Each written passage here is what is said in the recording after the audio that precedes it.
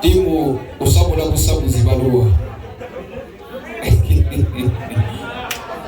nayenga yasimwekuume 2025 atusange nga tulisted mwagale kunyuma Century Property Real Estate. Erinnya lyange nze Kalyesuubula aka Big Bro Jamal, ndi mukozi wa Record Radio, ndi marketeer oba sales person oba kitunzi. Tutambudde nnyo n'abakulu aba Century n'okusooka musooke mukubire ku ngalo ez'amaanyi management ya Century Property Real Estate. Banange obusonga buno butonotono mu ndaba yaabo naye ekituufu kiri nti bunene. Kampani ezimu tezisobola bikola bino.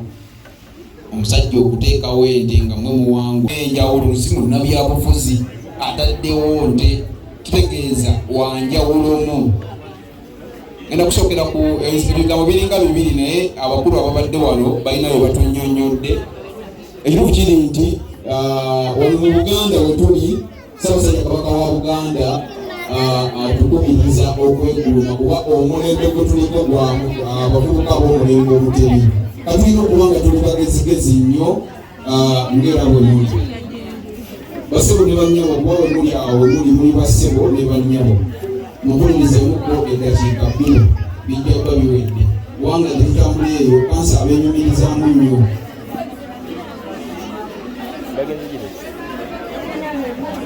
Kanso abenyumirizaamu nnyo agamba mumusinga empisa, mumusinga okubeera abakakkamu, ate mumusinga okuba abakozi. Nokubireko mu ngalo kuba muli bakozi nnyo. Mbadde nsaba nga tasobola kusirika, oba nga togenda sirika, kisobola kumpolampola ne munogo naye mugende manju munyumye. Biti byobireke, analosogenda tukwata ensonyi otunyingire. Olw'obugambo abakulu bwe baleseeyo ABC naye twabwerabira dda. Abstain, be faithful, use condom. Obwo twabuvaako dda. Ezo ennono ezasooka ez'okwekuuma ne talwana siriimu. Naye kikubiri twakola ki? Twazivaako dda. Ate nga wano we tuli wabi nnyo, emyaka gyaffe gye tulimu mibi, era bw'ogenda ogabatukana wakuba kinjagala tutereezeemu ennaku zino abawala be bagoba abalenzi. Abalenzi tebakyagoba bawala, era olwerawo booti nga layini balinga 6. Kati kitegeeza mulina okuba sitende bammeeni, ate naawe omuwala olina okuba nga oli sitende gw'ogoba ye ali biki. Awo tusobola okuwangala ne tubeerawo. Mulina omukisa munene nnyo nti kanso oba Century Property Real Estate nga kampani ffe tukola, ffe naye tuba temutulabako ero naye ffe tuli bamu nammwe. Ekyenjawulo omusajja kyaki yaleeta kusoma ng'ate bwetukola. Ekyo ffe gye twasomera twalinga tusoma busomi, ate netumanyi tunoonya emirimu ntuuka lugifuna. Naye kati wano okola nga bw'ofuna ka 10% oba 20% yo, ate nga bw'osoma kubanga classes tuzikola ki?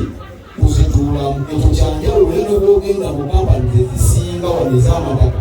Century Property Real Estate kyekola abalala tebakikola, bwebakubireko mu ngalo. Basebo ne bannyabo, njagala okumaliriza. Ekituufu kiri nti bw'oba otambulanga gy'oba tomanyiiyo, by'ogenda tosobola kumanyaayo. Omusajja bakozesezza ekigambo wamujimba.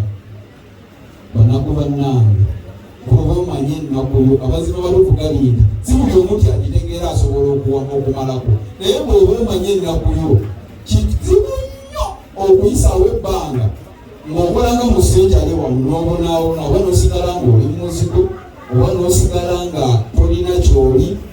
Okitegeera ekyokubeera muzigo si ensonga, kubanga osobola okuba ng'olina akazigo gwe wakajja mu Century nga naawe opangisa, naye ng'ate tokola ki? Nga tolina stress ya bupangisa. Ekyo nakyo kiba kirala. Kitegeeza nti bw'oba okola making sure gy'obaako ne konservinga bw'ogenda okuba mu Century kuba be twatandika nabo si be bali. Muli bapya mwenna abasinga okuleka abatonotono b'endaba. Naye nze gyenkolera eyo nina kwentera Lukiya, waliwo entera olusooka okuba essimu nga client oba mumowa oba nga akola ki. Sometimes ayingira simu ze zimunoonya. sometimes oluusi kitukakatako n'olabanga background obayina naye ng'olina kunoonya musintale wakuba kwesize n'akubuuza olwayi ettaka tulijjewa n'omugamba genda mu senjalo. So kati baganda bange tubeeko nenge tweterekera tuleme kulyanga abavubi watayo mugenda kutuuka ono omusajja ye mwemuveewo generation ekaleke kuba yeyajja kusomesa ggwanga mwebale nnyo mwebale ddala Ssaabasajja Kabaka wa Uganda wangawe. So tukulimaisaaaaani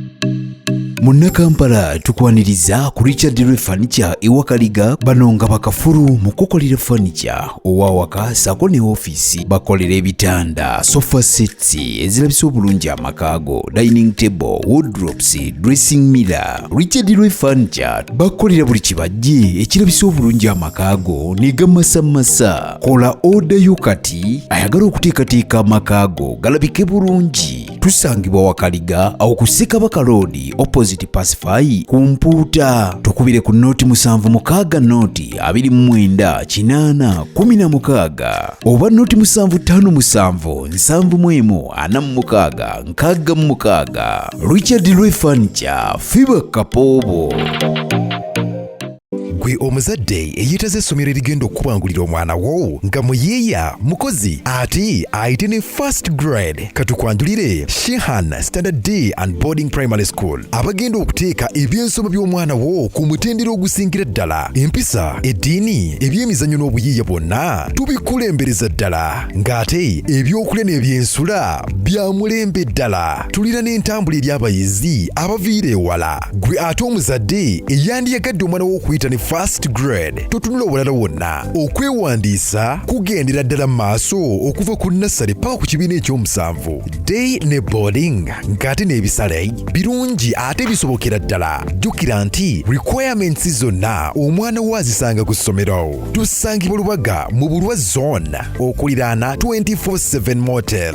Gwe ayagala okumanya ebisingawo tukubire ku noti 773 73 359 ne noti 757 noti 6 26 96. Shehan Standard Primary School. We invest in education. Ulira obuwoomi Munnayuganda kankwanjulire Pizza Origin bano nga be bakafulu abakozi ba pizza eri ku kyaddala. Anti mwatu kye kituyisa Pizza Origin. Funa pizza erimu ebirungo by'otajja kusanga walala. Olina birthday party, baby shower, graduation party, wedding meetings oba oyagala kusanyusa abafamire yo. Weyunire Pizza Origin tusangibwa ku Jinja Road, Plot 10 opposite Nema House. Mwana wattu tukola ne delivery ate mu kaseera katono ddala. Yitiraho kati oba tukubireko. Tuli ku noti 7 noti 8 79 88 54 ne noti 774 66 93 79. Pizza Origin tulya kyaddala.